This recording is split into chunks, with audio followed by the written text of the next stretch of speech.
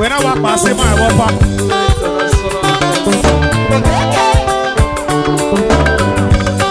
In my head,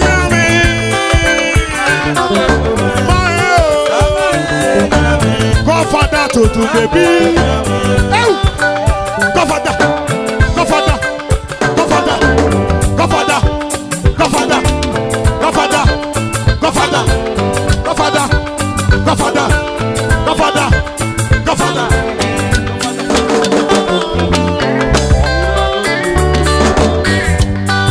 Oh, how much do I know?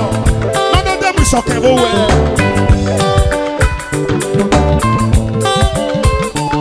Only one officer money. Only one officer money. Officer money, and then I will. What's the record? Even though you have been, you are so one thing you tell me. So what did you tell me, Baba?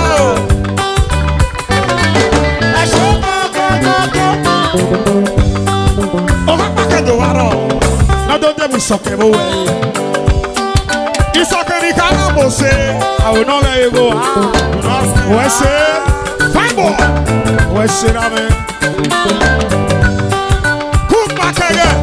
It's okay, yes, so we know.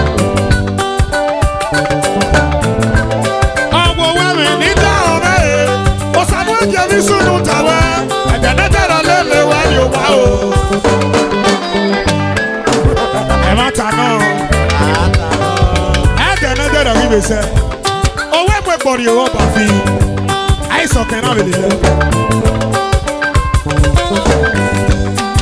I guess I can't go down. If you so, oh, why I was so, and I went in your body.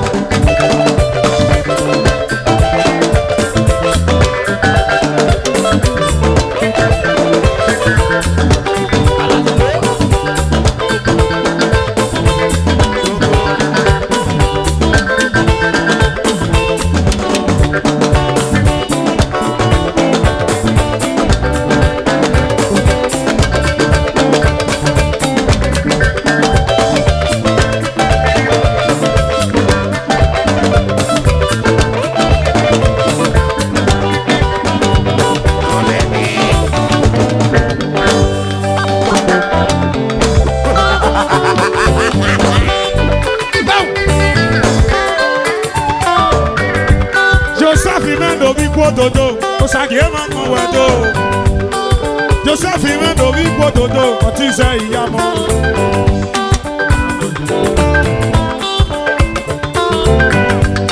Soke kwa mabeye. Aime o.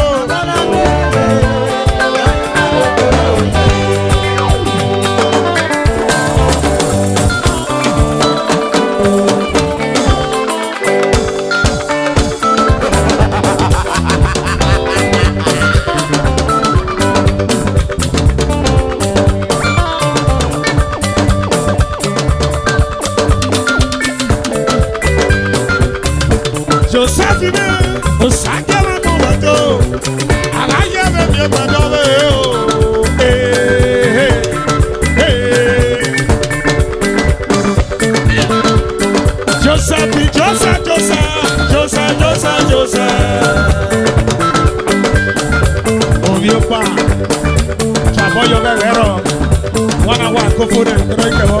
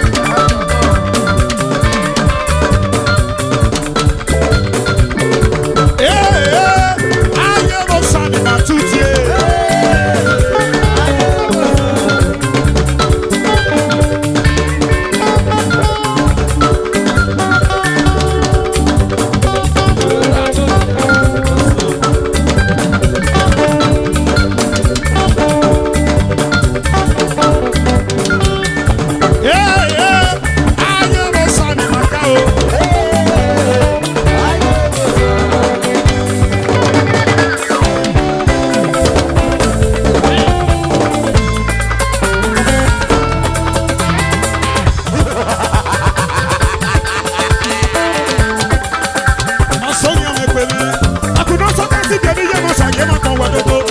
If I was in the other house, I came up on what to do. Santa Sino.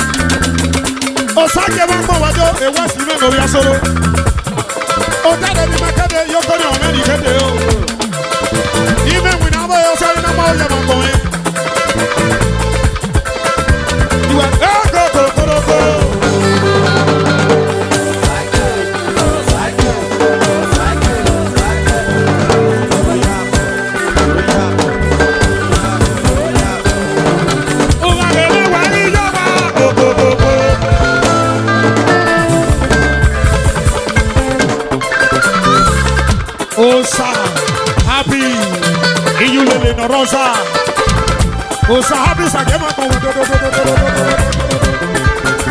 Ijulele no Rosa. Oga pego bona, ogi pego bona, oga pego dao, ogi pego yeke, agua bien. See for me.